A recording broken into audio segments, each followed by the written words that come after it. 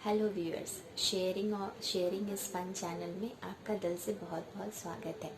आज हम बात करने जाएंगे कुछ ऐसे बातों का जो बच्चे जब डिलीवर्ड होते हैं, जस्ट न्यू बॉर्न जो होते हैं, उस टाइम हमें कुछ बारीक चीज़ों का बहुत ध्यान रखना पड़ता है, क्योंकि वैसी नेग्लिजेंस के चलते हमें बाद में बहुत प्रॉब्लम फेस करने पड़ सकते हैं। इवन मैंने भी फेस किया था वैसे प्रॉब्लम्स, तो वही आज मैं आपसे शेयर करने जाऊंगी। तो आप मेरे साथ बने रहिए और मेरे वीडियो को एंड तक देखिए। चलिए मैं अपना वीडियो शुरू करती हूँ।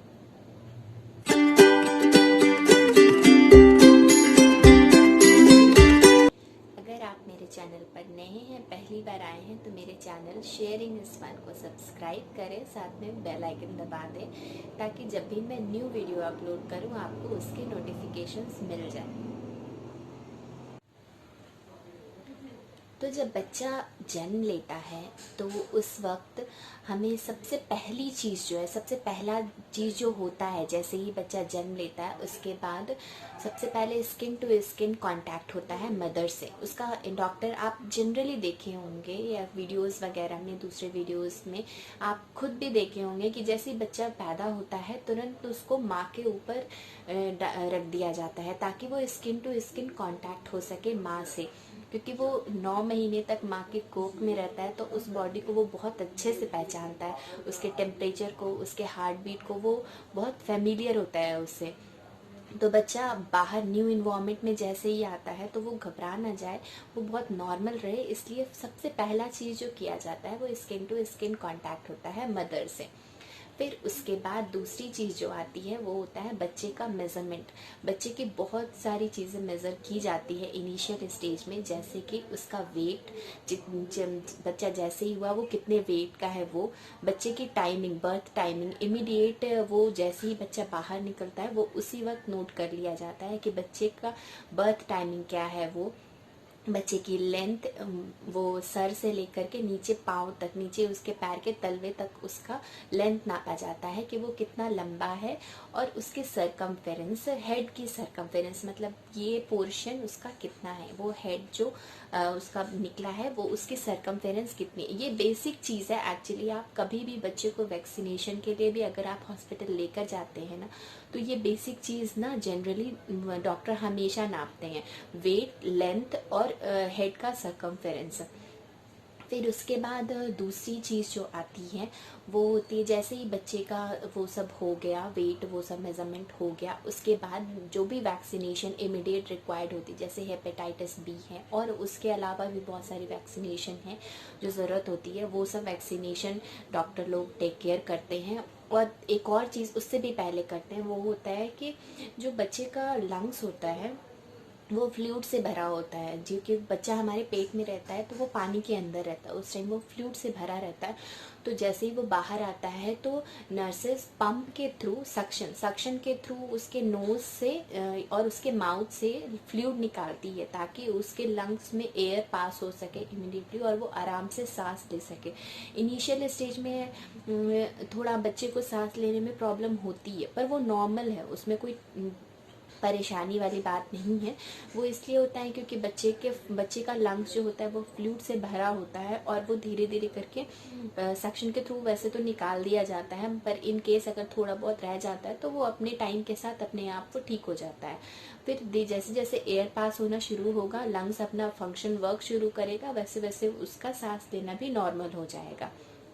फिर उसके बाद तीसरी चीज़ उसके बाद जो आती है, जो कि बहुत ही इम्पॉर्टेंट है और एक न्यू मॉम के लिए वो चीज़ लर्न करना थोड़ा मुश्किल होता है, मेरे लिए बहुत चैलेंजिंग रहा था। तो वो होती है ब्रेस्ट फीडिंग। फिर बच्चे का जब क्लीन हो गया, बच्चा साफ सफाई हो गया, वैक्सीनेशन हो गया, तो फिर बच्चे को माँ को दिया जाता है ताकि वो बच्चे को दूध पिला सके। अगर आप सेकेंड बेबी के लिए मतलब आपका बेबी अगर सेकेंड बेबी है तो फिर भी आपके लिए उतना चैलेंजिंग नहीं होगा, लेकिन एक न्यू मॉम के लिए जो फर्स्ट टाइम माँ बनती हैं उसके लिए तो शायद ये बहुत ही चैलेंजिंग होता है बच्चे को दूध पिलाना, क्योंकि उस वक्त हमें ये भी नहीं पता होता है कि इतने छोटे बच्चे को कैसे पकड़ना है, उसको कैसे दूध पिलाना है। क्योंकि जो छोटा बच्चा होता है ना, उसे कुछ भी नहीं आता है उस टाइम। उसे वो दूध क्या होता है, कैसे पकड़ते हैं, खींचते कैसे हैं, सक कैसे करते हैं, मिल्क को कुछ भी नहीं उन्हें पता होता है। वो सब चीज़ आपको धीरे धीरे करके उस बच्चे को सिखाना होता है और खुद भी सीखना होता है कि बच्चे को कैसे पिलाएंगे। तो मेरे केस में तो ये बहुत चैलेंजिंग रहा था स्टार्टिंग में। मतलब मैं बच्चे को बहुत बहुत डेलिकेट होते हैं छोटे बच्चे जो होते हैं वो, तो उन्हें पकड़ने में भी, मुझे मेरी जब बेबी हुई थी तो मुझे उसे पकड़ने में भी बहुत डर लग रहा था। तो मैं बहुत नाजुकता से उसे पकड़ी थी और मैं ट्राई कर रही थी कि मैं उसे पिलाऊं। तो मेरी जो नर्स थी वो मेरी हेल्प कर रही थी कि ऐसे करके पिलाओ, ऐसे करके बेबी को पकड़ो। और वो मेरे ब्रेस्ट के निपल को ना थोड़ा वो प्रेस कर रही थी। स्टार्टिंग में मुझे थोड़ा दर्द हुआ था, लेकिन उसमें से कुछ मुझे लगा कि मेरी तो मतलब मिल्क प्रोड्यूस ही नहीं हो रहे हैं, तो फिर मैं बेबी को कैसे पिलाऊं। तो जो नर्स थी उसने मेरे ब्रेस्ट को एक्चुअली थोड़ा सॉफ्टली पकड़ा और मेरे निपल को थोड़ा दबाया। तो उससे क्या है ना, थिक येलोइश सा फ्लूइड जो है ना वो बाहर आता है। मेडिकल टर्म में कहें तो उसे कोलोस्ट्रॉम कहते हैं, जो कि बच्चे के इम्यूनिटी के लिए बहुत ज़रूरी होता है। गलती से भी ये ना सोचे कि ये तो मतलब मिल्क के जैसा नहीं है तो ये तो बच्चे को नहीं पिलाना है, ऐसा बिल्कुल भी ना सोचे। वो जो इनिशियल स्टेज में आपके ब्रेस्ट से थोड़ा सा येलोइश टाइप का जो फ्लूइड निकलता है वो बच्चे के लिए बहुत ज़रूरी होता है। वो बहुत इम्यूनिटी देता है बच्चे को क्योंकि वो अभी नया इन्वायरमेंट में आया है, वो बहुत नाजुक है, उसे बहुत सारे कीटाणुज वगैरह इन्वायरमेंट में जो प्रेजेंट है वो उसके बॉडी में लगते हैं। तो उसे इम्यूनिटी, बच्चे की इम्यूनिटी बढ़ाना बहुत ही ज़रूरी होता है, जो कि बढ़ते हैं मदर मिल्क से। मदर मिल्क एक्चुअली उसके इम्यूनिटी को बहुत बूस्ट करती है। और इनिशियल मिल्क जो होता है मदर मिल्क, वो बहुत ज़रूरी होता है, वो आप बच्चे को ज़रूर पिलाएं। फिर उसके बाद मेरे तो काफ़ी चैलेंजेस रहे थे लैक्टेशन पीरियड जो था मेरा। जैसे मेरी बच्ची जो वो लैच नहीं करी थी। लैच मतलब कि बच्चे जो है ना वो ब्रेस्ट को पकड़ते हैं, मतलब निपल को अपने मुंह में पकड़ते हैं, वो चीज़ कहते हैं लैचिंग कहते हैं उसको।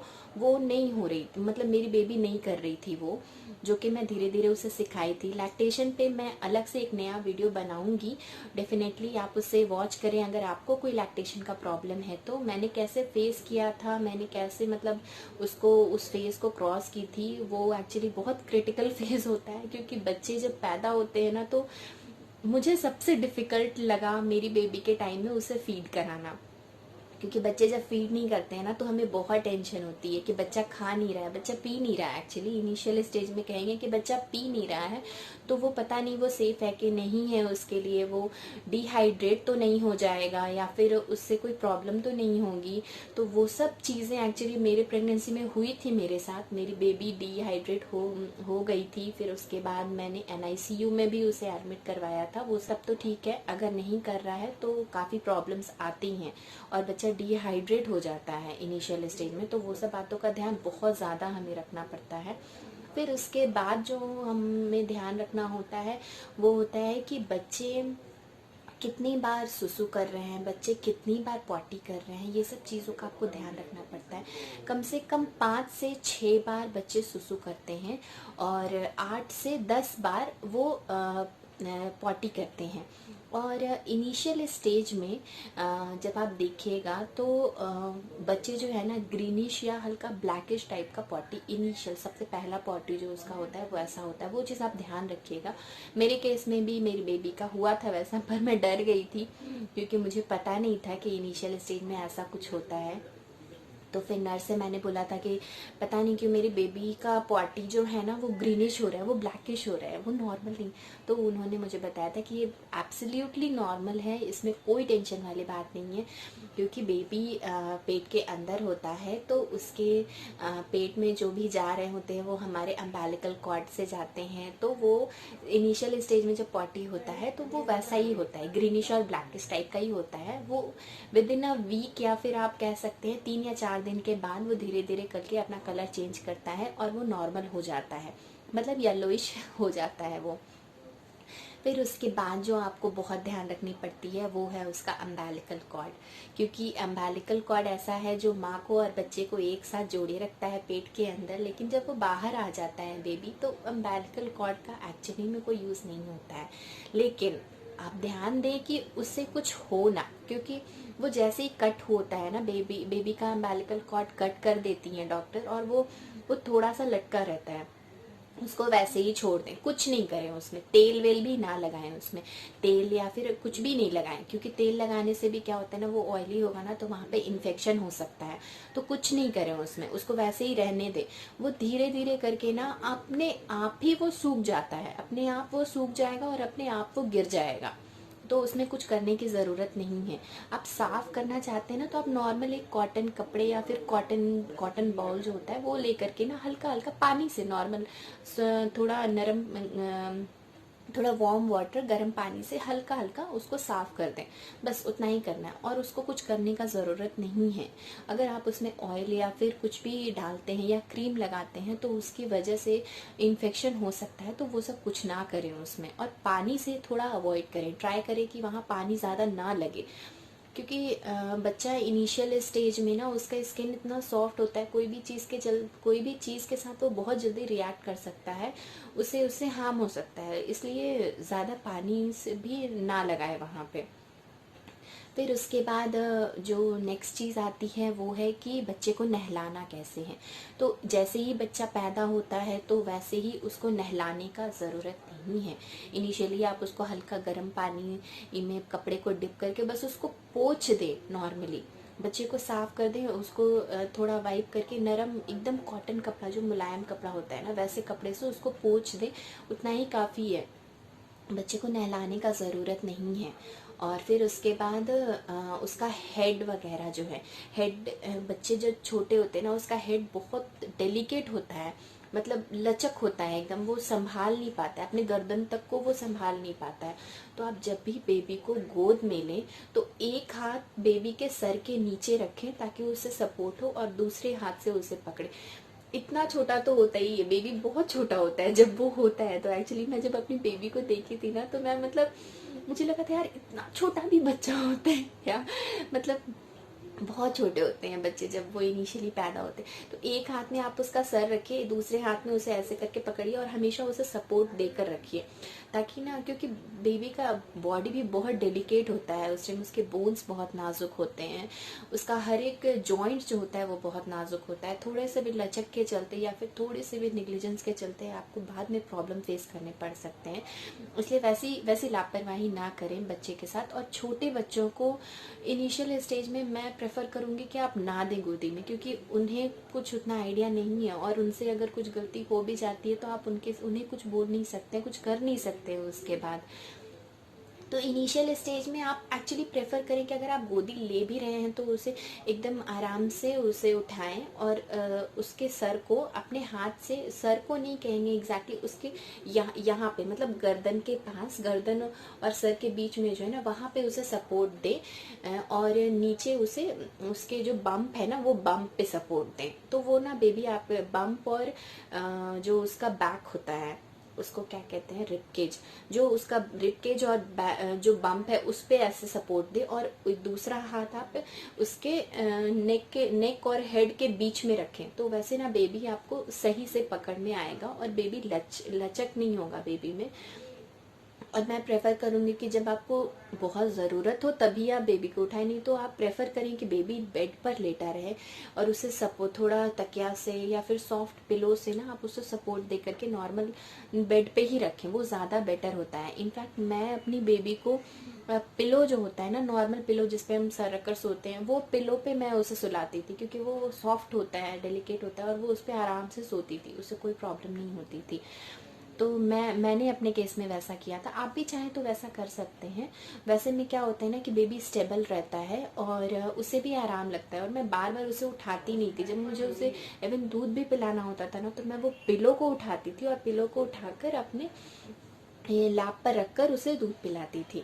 तो उससे क्या होता था ना, मैं डायरेक्टली बेबी को टच भी नहीं करती थी, और मतलब बेबी के बॉडी पार्ट्स ज़्यादा लचक नहीं होते थे, तो मुझे वो सेफ लगता था। आप अगर चाहें तो आप भी वैसा करें, आपके लिए मेरे ख्याल से उसमें कोई प्रॉब्लम नहीं होती। मैं कोई प्रॉब्लम उसमें फेस नहीं की, मेरे लिए वो बहुत नॉर्मल था। फिर उसके बाद एक्चुअली पहले 3 दिन जो मैं थी, मैं हॉस्पिटल में ही थी। मैं एक पैकेज में थी एक्चुअली, मेटर्निटी पैकेज जो आता है वो मैंने ले रखा था, और मेरे पैकेज में वो 3 दिन थे हॉस्पिटल में, विद इन मतलब 3 दिन तक मैं ठहर सकती हूँ विथ माई बेबी। तो पहला दिन तो वही वो सब में निकला, वैक्सीनेशन वगैरह वो सब हुआ। फिर उसके बाद मैं धीरे धीरे करके उसे दूध पिलाने का कोशिश कर रही थी, लेकिन वो लैच नहीं कर रही थी। तो काफ़ी सारे चीज़ मैंने ट्राई किए, जैसे पालना होता है, फिर बॉटल्स डिफरेंट तरह के होते हैं, फिर पम ये ड्रॉपर होता है, ऐसे बहुत चीज़ें मैंने ट्राई की थी। आपको उस वीडियो में मैं डिटेल में बताऊंगी कि पालना होता कैसा है, कैसा दिखता है और कैसे हमें पिलाना रहता है, वो सब मैं बताऊंगी आपको। तो फिर किसी तरह मैं उसे पिला रही थी, और मैंने पानी नहीं दिया था मेरी बेबी को। मैं ऑलमोस्ट 6 मंथ तक ना कोई पानी दी, ना मैं उसे कुछ और खाने का ऊपर से दी, ना मैं कोई मिल्क उसे दी, कुछ भी नहीं दी थी। शायद मुझे देना चाहिए था, क्योंकि उस वजह से वो डिहाइड्रेट हो गई थी। अगर बच्चा दूध अच्छे से पी रहा है तब तो कोई प्रॉब्लम नहीं है, लेकिन मेरी बेबी सिंस नहीं पी रही थी तो मुझे ट्राई करना चाहिए था ऊपर से कुछ मिल्क उसको देने का, लेकिन मैंने नहीं ट्राई किया था, जिसकी वजह से वो डिहाइड्रेट हो गई थी। और वो 3 दिन के बाद एक्चुअली मुझे पता चला था, जब मैं उसे घर लेकर गई थी। मतलब पहला दिन तो ऐसे ही निकल गया, लोग मिलने के, जैसे बेबी होता है लोग आपसे मिलने के लिए आने लगते हैं, तो वो लोग वैसे ही मिलने उससे आ रहे थे, सब लोग मिले उससे। फिर रात जब हुई तो रात में मेरी बेबी नॉर्मली, एक्चुअली जब इनिशियल स्टेज होता है ना तो बच्चा बहुत सोता है, ये चीज़ में मुझे पहले पता नहीं थी। बच्चा बहुत सोता है, ऑलमोस्ट 22 आवर्स तक वो सोता ही रहता है। तो मुझे लगता था यार ये इतना सोती है तो मैं खिलाऊं कैसे, मैं इसे पिलाऊं कैसे। तो फिर डॉक्टर से भी मैं ये पूछी कि क्या करना चाहिए मुझे, मतलब मेरी बेबी तो हमेशा सोती रहती है, मैं उसे कब खिलाऊं कब पिलाऊं। तो फिर वो बोलती है देखो बेबी जो होता है वो ऑलमोस्ट 22 आवर्स तक सोता है, उसमें ये बहुत नॉर्मल चीज़ है। वो दूसरे इन्वायरमेंट में आया है, उसे लाइट दिखती है इतने सारे, तो वो सोता है बहुत। स्टिल वो बेबी सोया हुआ है ना, फिर भी उसे उठा करके after 2 to 3 hours, with in 2 to 3 hours में आपको बेबी को फीड कराना होगा। वो मतलब आप इग्नोर नहीं कीजिएगा कभी भी। तो 2 to 3 आवर्स जैसे ही होते हैं तो बेबी को आप ले लो, भले वो नींद में ही हो तो भी उसे ले लो, और उसे आप पिलाने का कोशिश करो, किसी भी तरह से उसे पिलाने का कोशिश करो। जैसे जैसे भी वो पी रही है उसे वो खिला दो।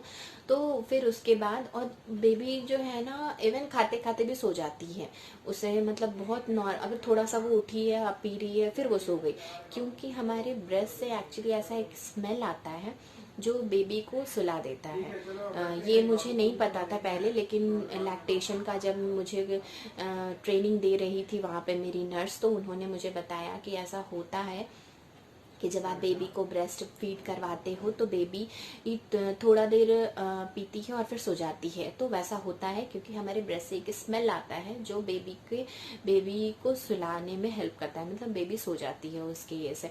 तो जब भी वैसा होता है, बेबी आपकी सो जा रही है पीते पीते, तो उसे आप टिकल करें, थोड़े से उसके पैर पे टिकल ऐसे करके टिकल करें ताकि वो उठ जाए। अगर फिर भी नहीं उठ रही है तो थोड़ा सा उसे पिंच करें, थोड़ा सा चीटी काटें उसको, उससे वो उठ जाएगी। मुझे पता है कि न्यूबॉर्न बेबी एक्चुअली इतना सॉफ्ट होता है, इतना डेलिकेट होता है, तो उस टाइम हमें इवन वैसे करने में भी लगता है कि यार कैसे इतने छोटे बच्चे को वैसे करें, बट बिलीव कीजिए वो बहुत नॉर्मल है। वो कीजिएगा तो ही आपकी बेबी पिएगी, तो वो ऐसा कुछ नहीं है कि आप नहीं कर सकते हैं, वो नॉर्मल है। हल्का सा कीजिए, थोड़ा हल्का सा उससे टैप कीजिए ताकि वो उठ जाए और वो फिर वो पिए, और जैसे वो उठ जाएगी ना वो फिर से पीना शुरू कर देगी। तो वो नॉर्मल है, वो थोड़ा ट्राई कीजिए। मुझे एक्चुअली पिंच करने में बहुत बुरा लगता था मेरी बेबी को, मैं उसे चीटी काटने में मतलब वो कभी कभी थोड़ा रोने भी लगती थी, लेकिन स्टिल मैं पी करती थी क्योंकि मुझे उसे पिलाना रहता था। तो दैट्स नॉर्मल, कोई बड़ी बात नहीं है।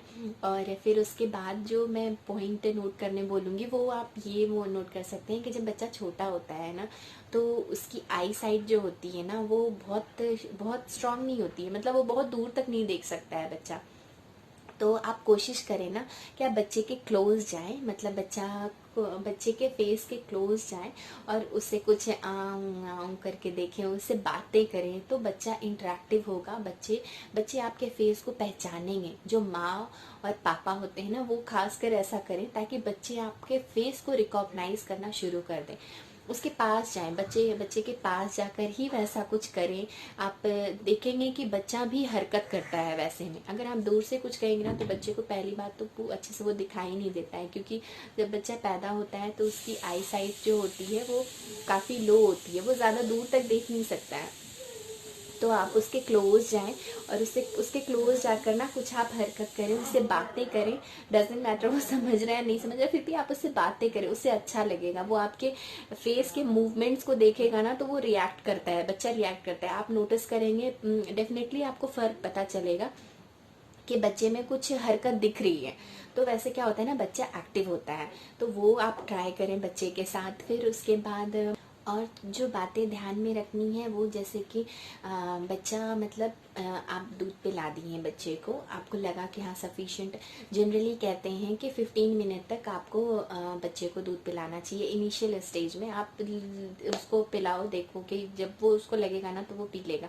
आपको पता कैसे चलेगा, जनरली कहते हैं कि जब बच्चा अपना मुट्ठी बंद किए हुए है ना तो मतलब उसको की भूख लगा हुआ है, वो उसका भूख अभी खत्म नहीं हुआ। जब आप बच्चे को देखेंगे हाथ खुला है ऐसे, नॉर्मली वो सो रहा है ऐसे हाथ खोलकर, तो मतलब बच्चे का पेट भर गया है। और एक और चीज़ ध्यान में रखिएगा कि जब भी आप बच्चे को दूध पिलाते हैं उसके बाद बच्चा को थोड़ा सा ऐसे यहाँ ले करके या फिर आप उसके यहाँ पे सपोर्ट दे करके उसे थोड़ा पीठ पर थपथपाएं। उससे क्या होता है ना, बच्चा थोड़ी देर में ढेकार ले लेता है। तो उससे क्या होगा कि दूध जो है वो नीचे उतर जाएगा और बच्चा वोमिट नहीं करेगा। जो भी बच्चे ने दूध पिया है वो अंदर चला जाएगा।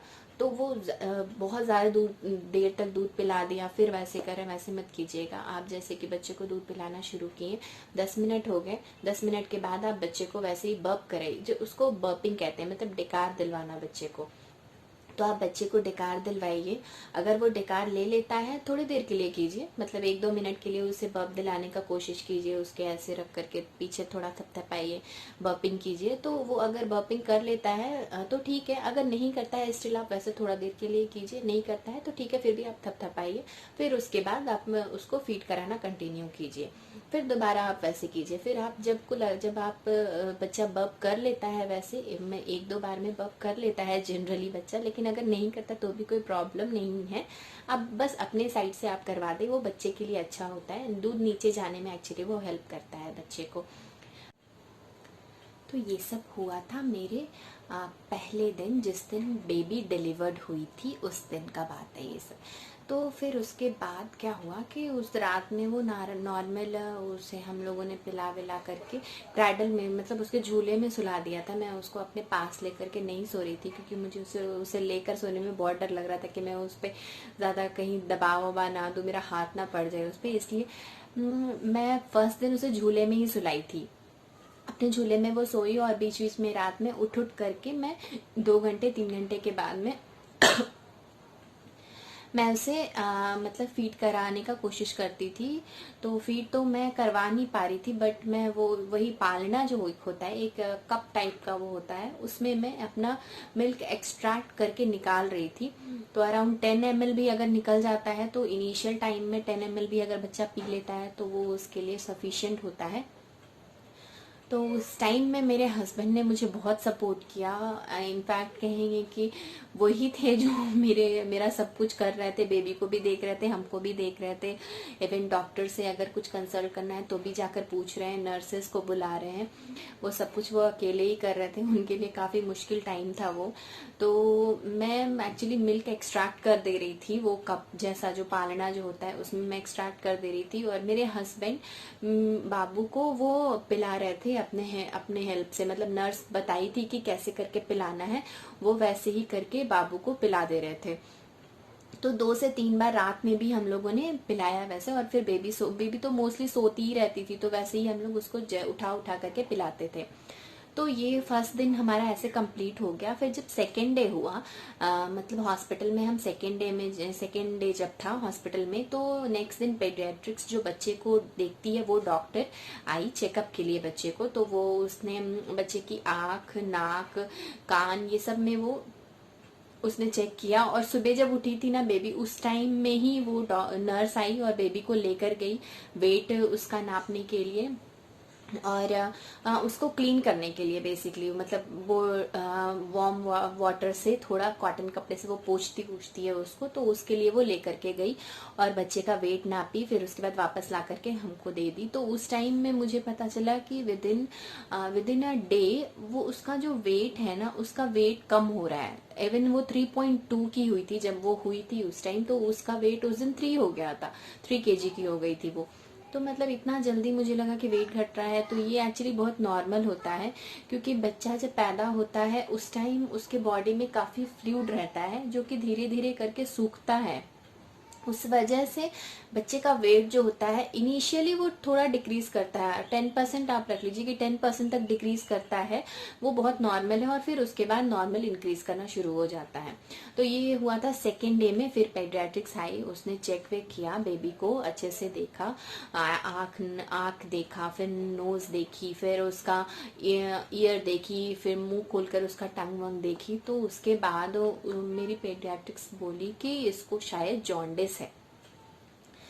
तो उस टाइम में एक तो न्यू बेबी, जस्ट 1 दिन की बेबी है, और हम थे और मेरे हस्बैंड थे, हमारे साथ और कोई था नहीं। तो उस टाइम में अगर आप सुनोगे इतने छोटे बच्चे को जॉन्डिस हो गया तो वैसे ही घबराहट हो जाती है।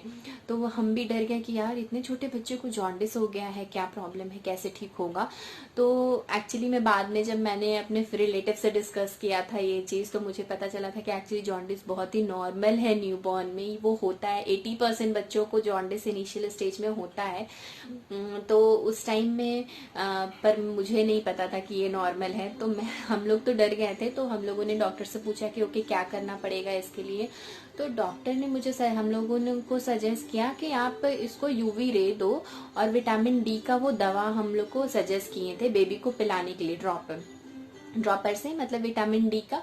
उसको ये अल्ट्रा D3 करके एक है, उस दवाई का नाम अल्ट्रा D3 विटामिन डी के लिए है। तो वो उसे पिलाना है, तो वो हम लोगों ने उसे ड्रॉपर से वो पिलाना शुरू किया, और उसी दिन उसको यूवी रे के लिए हम लोगों ने एडमिट कर दिया। हमारा एक्चुअली प्लान था कि हम लोग सेकेंड डे डिस्चार्ज ले लेंगे, लेकिन फिर नहीं लिए इसी वजह से, क्योंकि हम डर गए थे कि जॉन्डिस हो गया है बेबी को, तो वहीं पे रहने देंगे। तो यूवी रे उसको लगा, यूवी रे में वो उस दिन रही ऑलमोस्ट, दोपहर के बाद से ही यूवी रे लग गया था। वीडियो के एंड में आप देख पाओगे, मैंने उसका पिक भी डाला है, यूवी रे कैसे लगता है बच्चों को, कैसा दिखता है, तो वो आपको दिख जाएगा। तो उसमें यूवी रे में वो रही, उस दिन पूरे दिन रही, इनफैक्ट फिर रात में भी रही। लेकिन रात होते ही आई डोंट नो क्या हुआ, उसको समझ में नहीं आया मुझे।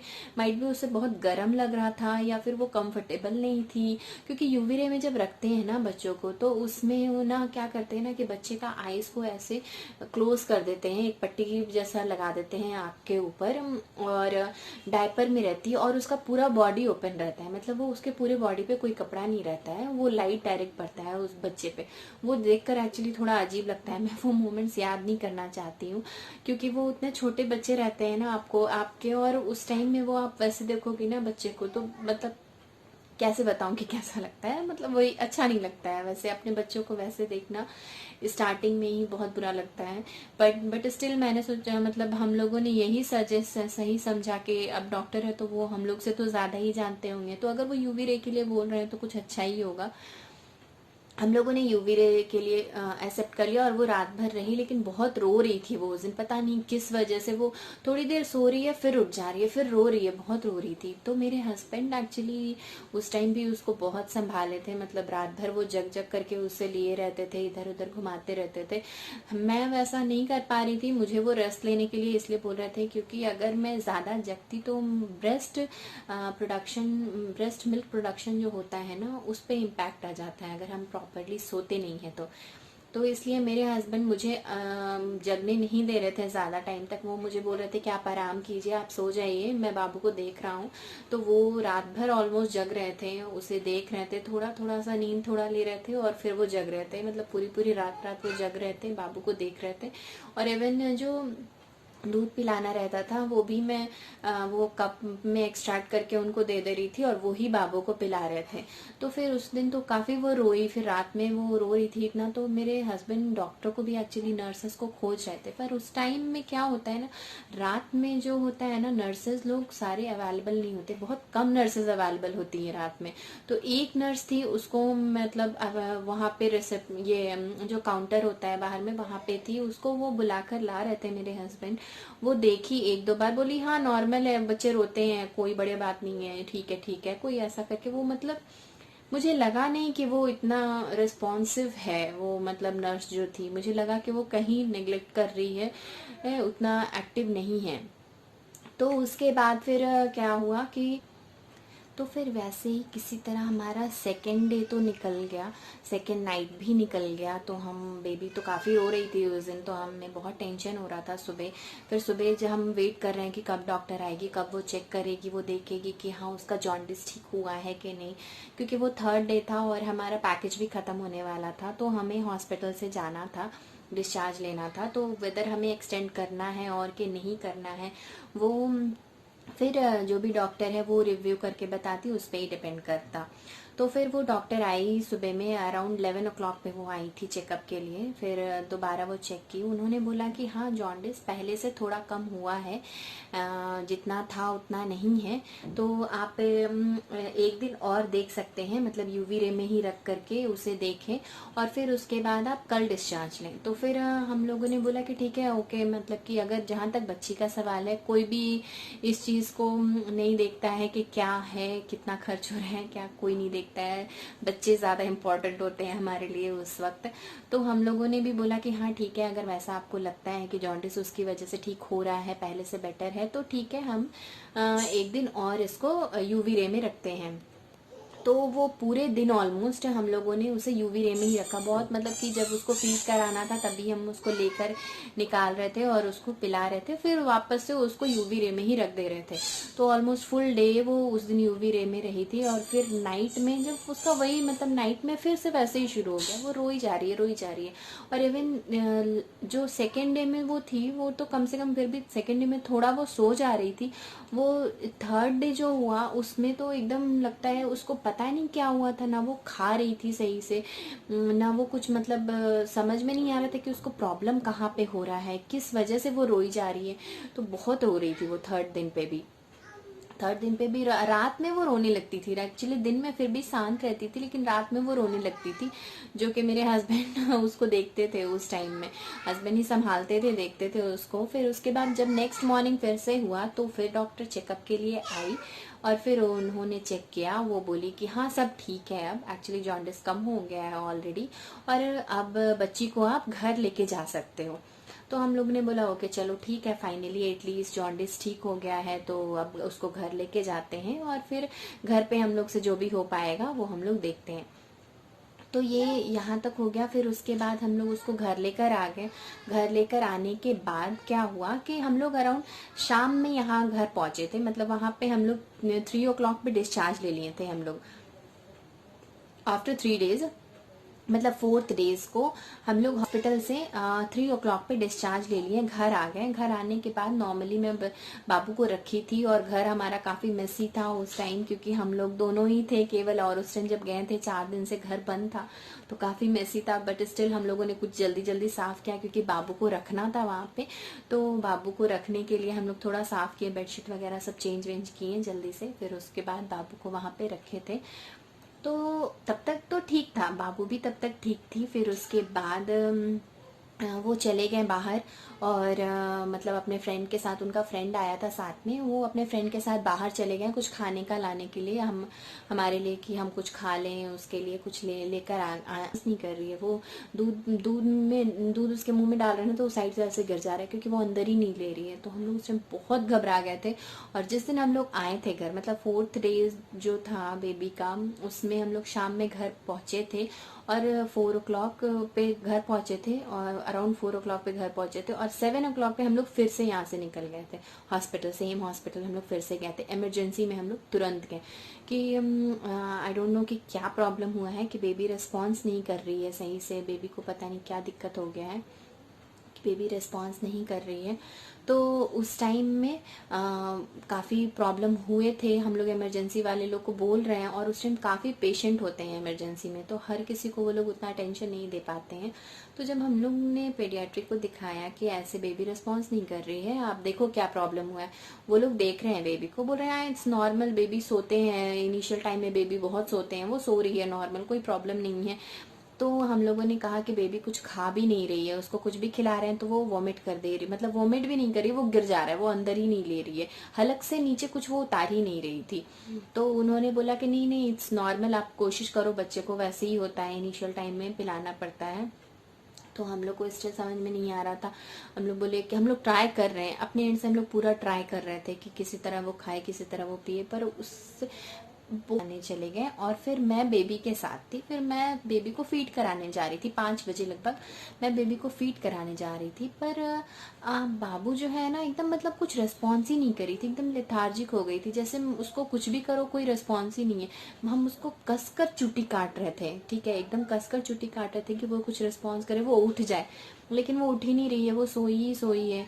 मैं हम उसको ऐसे, अब जब उसका हाथ उठाकर ऐसे कर रहे हैं तो वो ऐसे गिरा दे रही। तो उस वक्त हम इतना डर गए थे, बहुत बहुत डर गए थे उस टाइम कि क्या हो गया है बेबी को, क्यों ऐसे इतना इतना लेजी जैसे क्यों हो गई है। तो जैसे ही मेरे हस्बैंड वापस घर आए, तुरंत ही हम सबसे पहले यही बोले कि देखिए ना बेबी को क्या हो गया, वो कुछ रिस्पॉन्स, बहुत लेथार्जिक हो गई थी, मतलब मुझे देखकर लिटरली डर गए थे हम लोग, हम और मेरे हस्बैंड बहुत डरे हुए थे उस टाइम कि पता नहीं बच्चे को क्या हुआ है, इतना स्लो क्यों है, वो रिएक्ट क्यों नहीं कर रही है, वो रो क्यों नहीं रही है, उसे कस कस के चूटी काट रहे हैं तो वो रो नहीं रही है, कुछ मतलब चिल्ला नहीं रही है, उसे दर्द नहीं हो रहा है। तो फिर उसके बाद बहुत बहुत पेशेंस रखते हुए हम लोग फिर स्टिल डॉक्टर के पीछे भाग रहे हैं, आ रहे हैं, जा रहे हैं।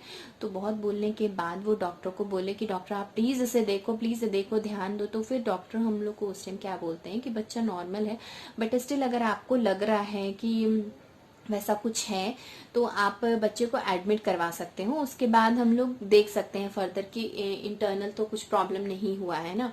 तो हम लोग को उस टाइम कोई ऑप्शन नहीं दिख रहा था कि क्या करना चाहिए क्या नहीं करना चाहिए। हम लोग सिंपली बोले कि हाँ ठीक है आप एडमिट कर लो बेबी को। तो वो लोग एडमिट किए बेबी को 11 o'clock, रात 11 o'clock हो गया था उस टाइम वो लोग फिर से बेबी को एडमिट किए, एनआईसीयू में ले गए, वो एनआईसीयू में बेबी को एडमिट किए। और फिर एडमिट करने के बाद उसको अराउंड हाफ एन आवर के बाद में ही वो लोग शायद सलाइन चढ़ा दिए थे, सलाइन चढ़ा दिए उसको। हम लोग रात भर वहीं पे देख रहे हैं बेबी को, हम लोग बोल रहे हैं उसको फीड कराना होगा ना, तो कैसे करना है। तो फिर उस टाइम में वो हम लोगों ने बॉटल खरीदा, न्यू बॉटल बेबी के लिए खरीदा। वो बॉटल में मैं एक्सट्रैक्ट करके अपना मिल्क रख रही थी और उसे दे रही थी, नर्स को दे रही थी। एनआईसीयू में जाकर के मैं उसे बॉटल दे रही थी, वो बॉटल से बच्चे को दूध पिला रही थी। और फिर उसके बाद वो था, फिर उसके बाद किसी तरह वो दिन फिर मतलब उसी रात को हम लोगों ने हॉस्पिटल में फिर एक और रूम बुक किया ताकि हम लोग भी वहां पे स्टे कर सके। और वैसे अब बेबी वहां पे है तो हम लोग को भी रहना है, और एनआईसीयू में किसी और को रुकने नहीं देता है, केवल बेबी रहती है वहां पे। तो बेबी एनआईसीयू में थी और हम लोगों ने रूम बुक किया, वहां पे हम लोग स्टे किए। तो मैं रात में मतलब 2-2 घंटे पे मैं जाकर के मिल्क दे रही थी नर्स को ताकि वो पिला सके। फिर नेक्स्ट मॉर्निंग जब हम लोग डॉक्टर से मिले तब हमें पता चला कि एक्चुअली हमारी बेबी जो है वो डिहाइड्रेट हो गई थी, मतलब कि उसके बॉडी से जो फ्लूइड है ना वो सूख गया था और उसको सलाइन का बहुत ज़रूरत था। तो मतलब बहुत क्रूशियल स्टेप था वो कि हम लोग थैंक गॉड कि उस टाइम में हम लोगों ने बेबी को एडमिट करवा दिया था हॉस्पिटल में, नहीं तो पता नहीं क्या होता। मतलब उस टाइम उस डॉक्टर पे भी मुझे बहुत गुस्सा आ रहा था कि कैसे एक डॉक्टर ऐसे नेग्लेक्ट कर सकता है एक बच्ची को जो कि जस्ट 3 डेज की है, 3 डेज की बच्ची को आप इतना इग्नोर कैसे कर सकते हो। तो वो पीरियड एक्चुअली अच्छा नहीं था और मैं उसे याद भी नहीं करना चाहती हूँ। किसी तरह से वो पीरियड निकल गया था और उसी के दौरान मैं लैक्टेशन का भी मतलब सीख गई थी, क्योंकि मुझे फिर लैक्टेशन के लिए भी नर्सेज प्रैक्टिस करवा रही थी, क्योंकि मैं हॉस्पिटल में ही रुकी थी। ऑलमोस्ट 8 डेज तक हम लोग फिर वहां पे रहे थे, क्योंकि वो एनआईसीयू में 3 दिन तक रखे थे और बच्ची को। तो तब तक मैं हॉस्पिटल में ही थी, तो नर्सेज मुझे आकर के लैक्टेशन का बताती रहती थी कैसे बच्चे को पिलाना है, क्या करना है, नहीं करना है। तो ये सब बातें हम लोग को बहुत ध्यान रखनी पड़ती है और हमें उस स्टेप लेना पड़ता है। हमेशा जरूरी नहीं है कि आपको डॉक्टर उतना ही सपोर्ट करे, क्योंकि बच्ची आपकी है, बच्चा या बच्ची जो भी है वो आपके हैं, वो डॉक्टर के नहीं है। तो मुझे नहीं लगा कि मेरे डॉक्टर वैसा समझ पाए। मेरी गायनिक अच्छी थी, नो डाउट, मेरी गायनिक बहुत अच्छी थी, लेकिन पेडियाट्रिक्स मतलब जो बच्चे को जो डॉक्टर देखते हैं वो अलग होते हैं, जो प्रेग्नेंट वुमेन को देखते हैं वो अलग होते हैं। तो मेरी जो गायनिक थी वो बहुत अच्छी थी, मुझे बहुत सपोर्ट की, लेकिन मुझे पेडियाट्रिक वैसे नहीं मिले। तो स्टिल अपने तरफ से आप प्रिकॉशन ले, अपने तरफ से आप हमेशा अलर्टेड रहें, ऐसी गलती कभी भी मत करें कि पूरे डॉक्टर पे छोड़ दें। और एक और चीज़ मैं बताना चाहूँगी जो मैं मिस कर दी पहले सेशन में, कि जब बेबी डिलीवरी होती है ना, उस टाइम में बेबी के साथ हमारा प्लासेंटा भी बाहर आता है, जिससे हमारा स्टेम सेल कनेक्टेड होता है, जिसे हम अपने प्रिजर्व करके रख सकते हैं। स्टेम सेल को पूछा जाता है एक्चुअली, जैसे ही जब बच्चे डिलीवर होते हैं उस टाइम में पूछा जाता है कि आप स्टेम सेल रखना चाहते हैं कि नहीं। मेरे हस्बैंड से भी पूछा गया था, पर उन्होंने नहीं कहा था, क्योंकि उसके लिए क्या होता है ना, स्टेम सेल अगर वो प्रिजर्व कर रहे हैं तो हर महीने आपको उसके लिए कुछ पे करना पड़ता है। और हम लोगों ने उतना इनिशियल नहीं समझा उस, अगर आप बाकी वीडियोस देख सकते हैं स्टेम सेल के बारे में क्या होता है, अगर और जानकारी आप जानना चाहते हैं। मेडिकल टर्म्स में मुझे बहुत ज़्यादा नॉलेज नहीं है स्टेम सेल के बारे में, बस इतना पता है कि हाँ बेबी के लिए वो अच्छा होता है अगर आप प्रिजर्व करके रखते हैं। बेबी को अगर फ्यूचर में कोई भी प्रॉब्लम होती है, कोई भी डिजीज होती है, तो स्टेम सेल में बेसिकली एक ब्लड सेल होता है जो कि हेल्प करता है बेबी को। तो अब तक के लिए मैं इतना ही कहना चाहूँगी कि मेरी जर्नी काफ़ी कॉम्प्लिकेटेड रही थी इनिशियल डेज में। उम्मीद करती हूँ कि आपकी ऐसी ना रहे, आपकी हंसमुख खुशियों से भरी रहे इनिशियल स्टेज। और आप ये सारे प्रिकॉशंस पहले से ही जानें, पहले से ही लें, बाकियों से शेयर करें, और मुझे कमेंट करके बताएं कि और कुछ अगर हमें ध्यान रखना पड़ता है, क्योंकि अगर मैं नेक्स्ट बेबी के लिए प्लान करूंगी तो एटलीस्ट मुझे वो सब चीज़ें पता होगी। तो अगर कुछ भी ऐसा पॉइंट है जो मैं मिस कर दी हूँ तो वो मुझे आप कमेंट में बताएं, जो मैं हम अपने व्यूअर्स को या फिर जो भी मेरे वीडियोस को देख रहे हैं उन्हें भी पता चल सके। वैसा कुछ भी रहे तो आप मुझे कमेंट करके बताएं। मेरे चैनल को सब्सक्राइब करें, लाइक करें, शेयर करें। Stay healthy, stay safe.